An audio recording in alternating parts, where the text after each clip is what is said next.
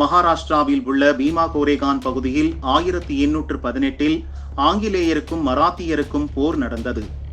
இந்த போரின் 200ஆம் ஆண்டு விழா கொண்டாட்டம் 2018 ஜனவரி 1ஆம் தேதி பீமா கோரேகானில் நடந்தபோது தலித்துகளுக்கும் இன்னொரு தரப்புக்கும் மோதல் ஏற்பட்டு கலவரமாக மாறியது. ஒரு இளைஞர் பலியானார், 30 போலீசார் உட்பட ஏராளம் பேர் காயமடைந்தனர். மகாராஷ்டிரா முழுவதும் தலித்துகள் போராட்டத்தில் குதித்தனர். பீமா கோரேகான் கலவரத்தை மாவோயிஸ்டுகளுடன் சேர்ந்து சில சமூக சேவகர்கள் தூண்டியதை புனே போலீஸ் கண்டுபிடித்தது. கவிஞர் வரவர ராவ், கௌதம் நவ்லகா, வக்கீல் சுதா பரத்வாஜ், சுரேந்திர காட்லிங், ரோனா வில்சன், சோமா சென், சுதீர் தவாலை உட்பட 9 சமூக சேவகர்கள் கைது செய்யப்பட்டனர். ரோனா வில்சன் வீட்டில் ஒரு கடிதம் கண்டெடுக்கப்பட்டது. மாவோயிஸ்ட் உதவியுடன் பிரதமர் மோடியை கொல்ல சதித்திட்டம் தீட்டப்பட்டிருந்ததை கடிதம் அம்பலப்படுத்தியது. அதன் பிறகுதான் விவகாரம் சூடு பிடித்தது. ஆனாலும் 5 வார கால வீட்டுக்காவலுக்கு பின் டெல்லி ஹைகோர்ட் நீதிபதி முரளிதர் கௌதம் நவ்லகாவை விடுவித்து உத்தரவிட்டார். பீமா கோரேகான் கலவரத்தை மத்திய அரசு மிகவும் முக்கிய வழக்காக கருதியது. ஃபட்னவிஸ் முதல்வராக இருந்தவரை வழக்கு விசாரணை வேகமாக நடந்தது. காங்கிரஸ், தேசியவாத காங்கிரஸ் தயவுடன் உத்தவ் தாக்கரே முதல்வரான பிறகு விசாரணையில் தொய்வு ஏற்பட்டது.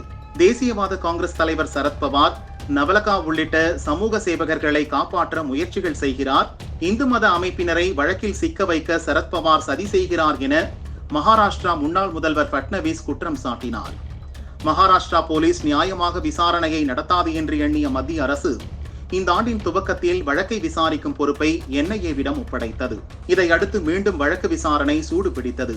பீமா கோரேகான் கலவரத்தை தூண்டியவர்களில் முக்கியமானவராக கருதப்படும் நவ்லகாவுக்கு எதிரான ஆதாரங்களை NIA திரட்டியது. ஆனாலும் நீதிமன்றங்களில் மனுவில் மனு போட்டு நவ்லகா கைதாகாமல் தப்பி வந்தார். அவர் மீது உபா பயங்கரவாத தடுப்புச் சட்டத்தின் கீழ் வழக்கு பதிவு செய்யப்பட்டிருந்தது. இதனால் சுப்ரீம் கோர்ட் முன்ஜாமீன் வழங்க மறுத்த நிலையில் கடந்த வாரம் NIA முன் சரணடைந்தார். மக்களின் உரிமைக்காக போராடும் சமூக சேவகர்களை அர்பன் நக்சல் என்றும் தேச விரோதி என்றும் முத்திரை குத்தி கைது செய்வதை மத்திய அரசு வாடிக்கையாக வைத்துள்ளதாக காங்கிரஸ், கம்யூனிஸ்ட் உள்ளிட்ட எதிர்க்கட்சிகள் குற்றம் சாட்டின. உண்மை என்ன? யார் இந்த நவ்லகா? டில்லியைச் சேர்ந்த சமூக சேவகர், பத்திரிகையாளரும் கூட. 67 வயதாகிறது. மாவோயிஸ்டுகளுக்கு மட்டும் இவர் பரிந்து பேசவில்லை. காஷ்மீர் விவகாரத்திலும் 1990களிலேயே மூக்கை நுழைத்தவர் கௌதம் நவ்லகா. காஷ்மீரில் பொது வாக்கெடுப்பு நடத்த குரல் கொடுத்தவர். வாஷிங்டனை தலைமையிடமாக கொண்ட காஷ்மீர் அமெரிக்க கவுன்சில் KAC என்ற அமைப்புடன் இணைந்து செயல்பட்டார். KAC அமைப்பு முழுக்க பாகிஸ்தானின் ISI கட்டுப்பாட்டில் இயங்கியது. KAC அமைப்பின் நிறுவனர் குலாம் நபி ஃபாய், இவர் பாகிஸ்தானின் ISI உளவு அமைப்பின் ஏஜென்டாக செயல்பட்டவர்.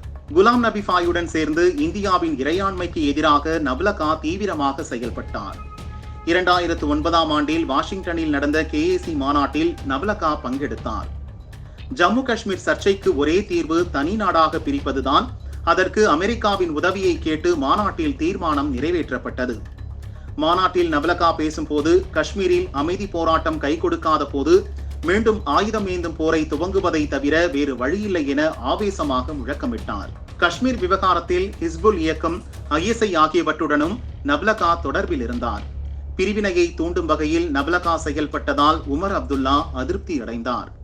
2011இல் உமர் முதல்வராக இருந்தபோது காஷ்மீருக்குள் நுழைய நவ்லகாவுக்கு தடை போட்டார். ஸ்ரீநகர் ஏர்போர்ட்டில் தடுத்து நிறுத்தி டில்லிக்கு திருப்பி அனுப்பினார். காஷ்மீர் விஷயத்தை போலவே மாவோயிஸ்டுகள் விவகாரத்திலும் அரசுக்கு எதிராக நவ்லகா செயல்பட்டார். மாவோயிஸ்டுகளுக்கு ஆதரவாக குரல் கொடுக்க துவங்கினார். 2018இல் பீமா கோரேகான் வன்முறையை பயன்படுத்தி மகாராஷ்டிரா முழுவதும் சாதி கலவரத்தை தூண்டிவிட்டு மோடி அரசுக்கு அவப்பெயரை உண்டாக்க முயன்றார். அப்போதைய ஃபட்னவிஸ் அரசு நவ்லகா உள்ளிட்ட பசுந்தோல் போர்த்திய சமூக சேவகர்களுக்கும் மாவோயிஸ்டுகளுக்கும் இருந்த தொடர்பை கண்டுபிடித்து கலவரத்தை கட்டுப்படுத்தியது. அதன் தொடர்ச்சியாகத்தான் பிரதமர் மோடியை கொல்ல மாவோயிஸ்டுகளுடன் சேர்ந்து இந்த சமூக சேவகர்கள் சதித்திட்டம் தீட்டிய விஷயமே வெளிச்சத்துக்கு வந்தது. அதற்காக ISI உதவியுடன் ஆயுதங்களை நேபாளம் வழியாக கடத்தி வர நவ்லகா திட்டம் போட்டார். இது மட்டுமல்ல, ஹிஸ்புல் மற்றும் மாவோயிஸ்ட் தலைவர்களை சந்திக்க வைக்கவும் நவ்லகா முயற்சிகள் மேற்கொண்டார். ஹிஸ்புல், மாவோயிஸ்ட் இணைந்து பயங்கரவாத செயல்களை அரங்கேற்றி நாட்டின் அமைதியை குலைக்க வேண்டும், மத்திய அரசை கவிழ்க்க வேண்டும் என்பதுதான் நவ்லகா அன்கோவின் செயல் திட்டமாக இருந்தது. இதை ஆதாரங்களுடன் சுப்ரீம் கோர்ட்டில் NIA அம்பலப்படுத்தியது.